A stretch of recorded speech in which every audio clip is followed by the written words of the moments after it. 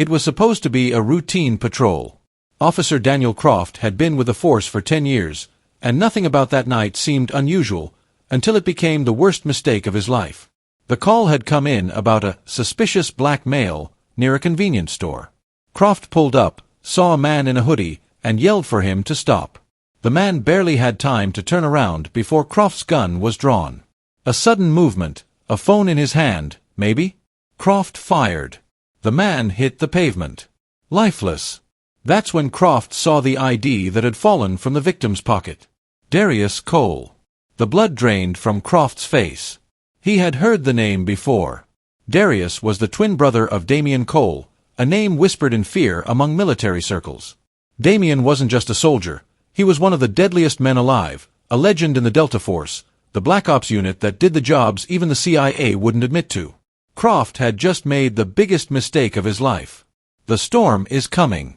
The news exploded. Protests, riots, and national outrage spread like wildfire. The department tried to cover it up, but Damien Cole was already moving. The man had fought in wars, taken down warlords, and survived things no human should, but this was personal.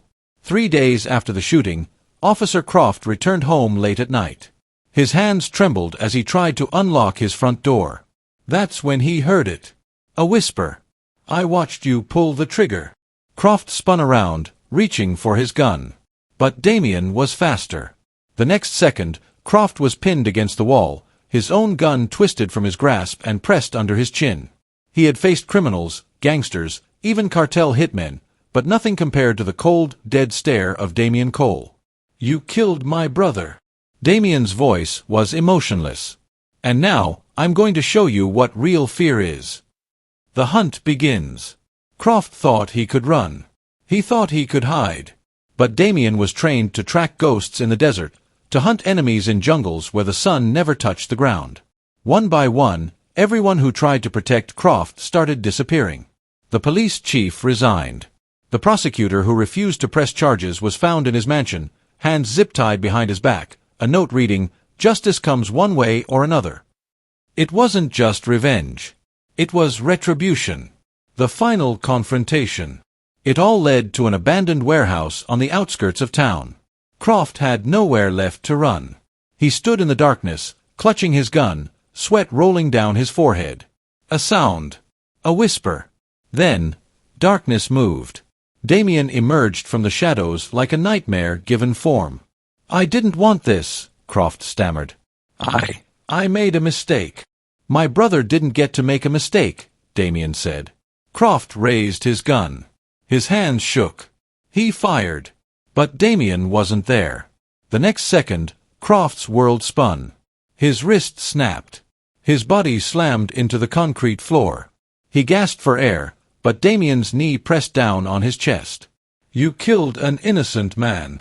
Damien's voice was barely above a whisper. "And now the world will know what that costs." There was no trial. No headlines. Just a story whispered in the dark, of a cop who vanished, of a warrior who took justice into his own hands. And of a promise, for every Darius, there is a Damien waiting. The Wrong Target, Part 2. Justice is a blade that cuts both ways. FBI manhunt.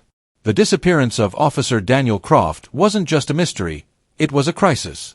A white cop had killed a black man, and now the cop had vanished. The media ran wild with speculation. Some claimed he had fled in fear of retaliation. Others whispered the truth. Damien Cole had taken him. The FBI got involved. Special Agent Rebecca Vaughn, a counterterrorism specialist, was assigned to lead the investigation. She had studied the Delta Force, and she knew Damien Cole wasn't just another soldier. He was a ghost, a man trained to kill without leaving a trace. "He's hunting everyone responsible," Vaughn told her team. "If we don't find him first, there won't be anyone left." But there was one problem. Damien didn't want to be found. The judge, the jury, and the executioner. Croft wasn't the only one involved in the cover-up. There was Captain Richard Barlow, the precinct commander who ordered the falsified reports. There was Judge Philip Rourke, who threw out the case before it could reach trial. There was Deputy Mayor Charles Langley, who used his political connections to make it all go away. One by one, they started disappearing. Barlow was the first. His SUV was found on the edge of a cliff, doors open, engine running, no sign of him. Judge Rourke was next. Security footage showed him entering a courthouse bathroom, but he never came out. The FBI found a single bullet casing on the sink. Langley was the last. He made a desperate attempt to flee the country, but his private jet never left the hangar. His body was found in a supply closet at the airport, a note pinned to his chest. Some crimes don't fade with time. War on the horizon. The FBI was desperate. Agent Vaughn had studied the greatest assassins and terrorists in the world, but Damien was different. He wasn't a killer for hire. He wasn't a maniac. He was justice incarnate. She knew she needed bait. And so, the FBI made an announcement. They arrested Darius Cole's mother on charges of obstruction of justice. The message was clear: come out of the shadows, or she suffers. The ghost walks among us. That night, the FBI compound in Virginia went into full lockdown. Armed agents patrolled the perimeter. Drones scanned the skies. Snipers took position on the rooftops. Vaughn knew he would come. The only question was when. 9:32 p.m. A blackout. 9:33 p.m. A guard vanished. His radio crackled with static. 9:35 p.m. A sniper fell from the rooftop, his throat cut, his rifle missing. 9:40 p.m. The fire alarms triggered. Smoke filled the air. Gunshots rang out. 9:45 p.m. Damien Cole had entered the building. The reckoning. Vaughn found herself face to face with him in the holding cells. He was a shadow, a force of nature. His combat knife glinted under the red emergency lights. "Let her go," Damien said. Vaughn aimed her gun. "You're outnumbered, Cole." He stepped closer. "No, I'm not." The silence was suffocating. Then, Vaughn's earpiece crackled. "Agent down.